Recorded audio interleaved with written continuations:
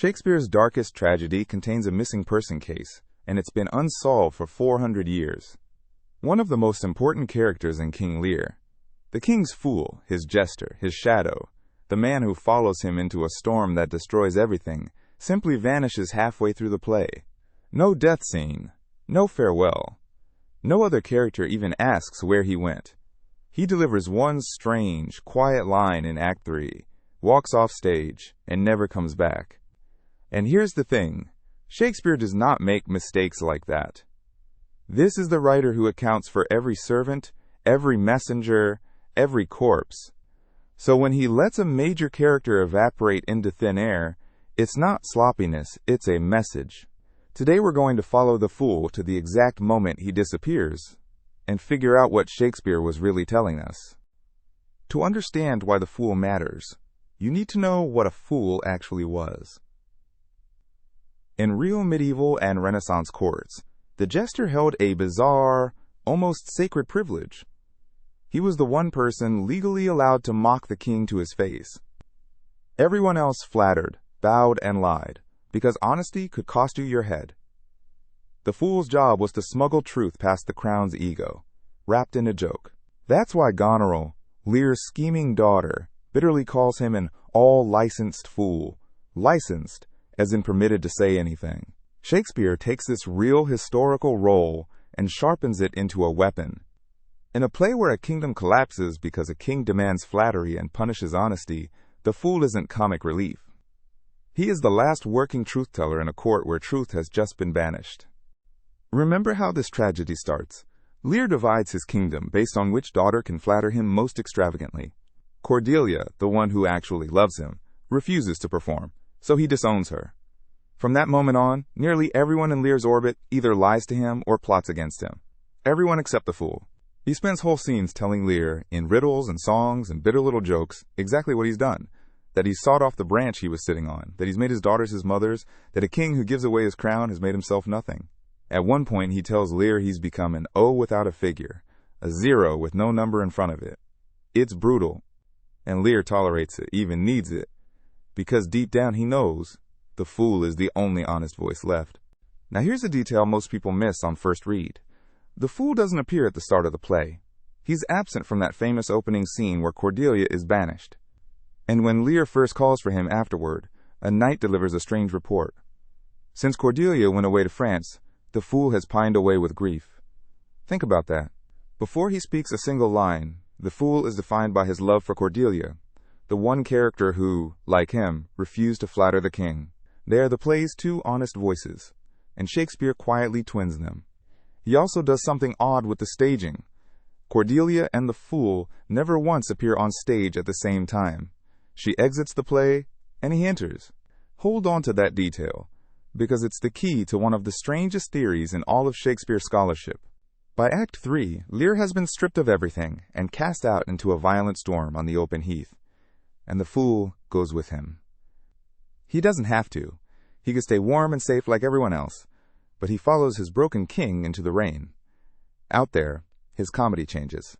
The jokes keep coming, but they're desperate now, thinner, more frantic, like a man bailing water out of a sinking boat.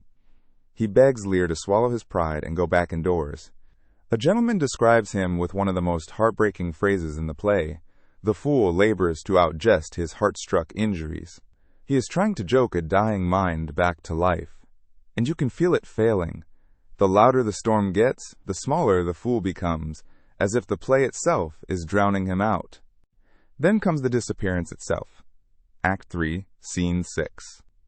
Lear, now fully unraveling, stages an insane mock trial in a farmhouse, putting his absent daughters on trial with a stool as the defendant. The fool plays along, one last time, and then he speaks his final line in the entire play, and I'll go to bed at noon. That's it, 5 words, and he's gone forever. But those words are loaded. In Shakespeare's England, going to bed at noon was a proverb for dying before your time, leaving in the middle of the day, in the middle of a life. The fool isn't just announcing a nap, he's announcing his own ending, halfway through everything, in the only language he knows, a riddle. He tells us he's about to vanish, and then he does. Nobody on stage reacts. The play simply closes over him like water. So where did he go? The first explanation is beautifully practical. Elizabethan theater companies were small, and actors routinely played multiple roles. It's called doubling. Many scholars believe the same performer, likely a boy actor, played both Cordelia and the fool. It would explain everything mechanical, why the fool only enters after Cordelia leaves for France, why the two never share the stage, and why the fool must vanish in Act 3, because Cordelia returns in Act 4, and the actor had to switch back. If that's true, Shakespeare turned a backstage limitation into poetry.